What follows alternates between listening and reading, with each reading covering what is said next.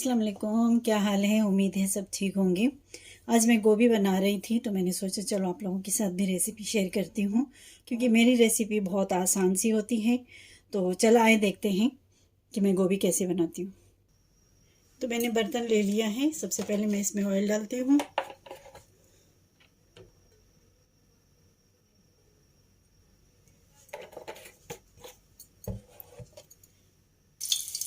Oil गर्म हो गया है, मैं इसमें प्याज डालती हूँ। प्याज मैंने लंबा लंबा नहीं काटा है और ना ही बहुत ज़्यादा छोटा काटा है।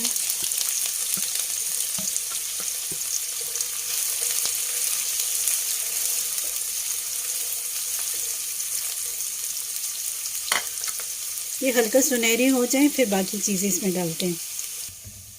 प्याज हल्का सा गोल्डन होना शुरू हो गया है, मैं इसमें चीज़ें डालती हूँ।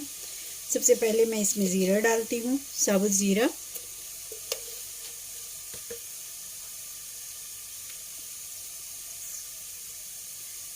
थोड़ी सी हल्दी, कश्मीरी लाल मिर्च। सालन का जो मसाला होता है ये मिलता है मसाले वाली दुकान में, वहाँ से लाए तो ये झंझट ख़त्म हो जाता है। इसमें धनिया पाउडर डालना है, इसमें ज़ीरा डालना है, इसमें पुदीना डालना है, इसमें कसूरी मेथी डालनी है, क्योंकि उसमें सब कुछ शामिल होता है। तो ये मैं सालन वाला मसाला डालती हूँ। मैं 1.5 डालती हूँ, ये हमारे सालन के लिए इनफ होता है जितना हमारा होता है। आप लोग अपने हिसाब से डालें।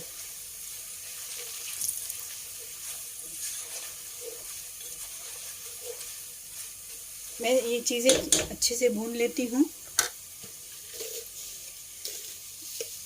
इसमें मैं नमक डाल लेती हूँ।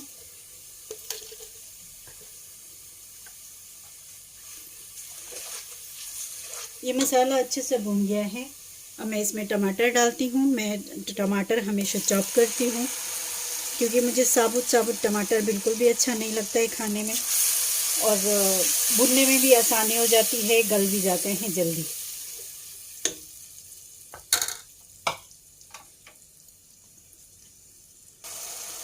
ये गोभी है, इसमें मैंने बहुत कुछ नहीं डाला है, तो इसलिए मैं इसमें थोड़ा सा अजवाइन डालती हूँ। ऐसी अगर रात का टाइम हो तो फिर गैस सी हो जाती है, आप ये डाल दें थोड़ा सा। ओरिगानो डालते हैं तो और भी मज़े का लगता है, लेकिन हर घर में ओरिगानो अवेलेबल नहीं होता। तो मेरी कोशिश यही होती है कि मैं ऐसी चीज़ें डालूं कि हर घर में बआसानी मिलता हो।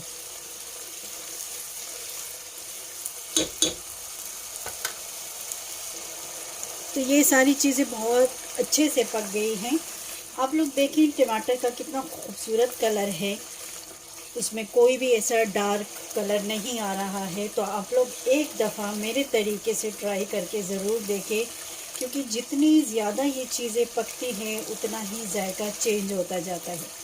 और अगर आप इस तरीके से बनाएं कि वो ज़्यादा भुने भी नहीं, कच्चा भी नहीं रहे, तो जैसे मैं बनाती हूँ बिल्कुल वैसे आप बनाएं तो आप उस सालन का जायका चेक करें। गोभी मैंने धो ली है और मैं ये इसमें डालती हूँ।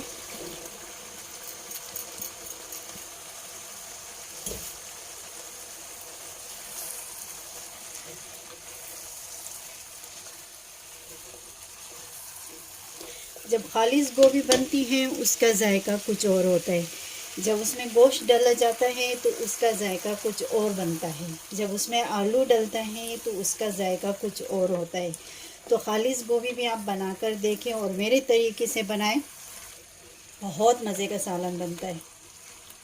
गोभी को मसाले में भून लेते हैं थोड़ा सा। उसके बाद मैं आधा गिलास पानी डालती हूँ। चूल्हा हल्का कर लेते हैं और इसके ऊपर ढक्कन रख लेते हैं।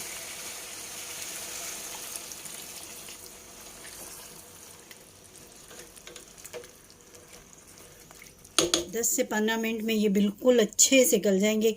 बिल्कुल हलवा भी नहीं बनेगा, साबुत साबुत भी होगा और बहुत मज़े का बनता है। ये 5 से 10 मिनट हो गए हैं, चलाए देखते हैं।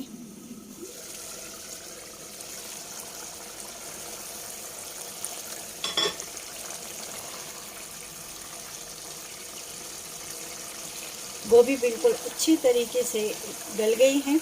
ज़्यादा चम्मच नहीं लगाते हैं, नहीं तो ये हलवा हो जाएगा। देखें कितना खिला खिला सा गोभी बन गया है।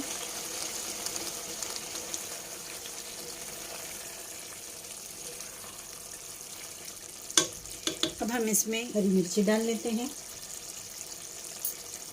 یہ میں نے کٹی ہوئی مرچی رکھی تھی، یہ ڈال لیتی ہوں.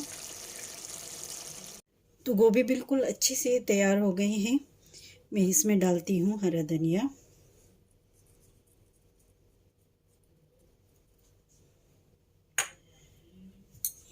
یہ کٹی ہوئی مرچی اچھی لگتی ہے.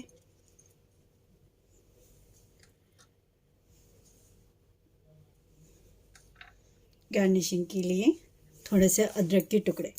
تو آپ لوگوں کو میری ریسیپی کیسی لگی؟ اچھی لگی ہو تو ٹرائی ضرور کریں، اور میرے ویڈیو کو لائک شیئر کریں، اور میرے چینل کو سبسکرائب کریں. پھر ملیں گے نئی ریسیپی کے ساتھ نئی ویڈیو میں. تب تک کے لیے اللہ حافظ.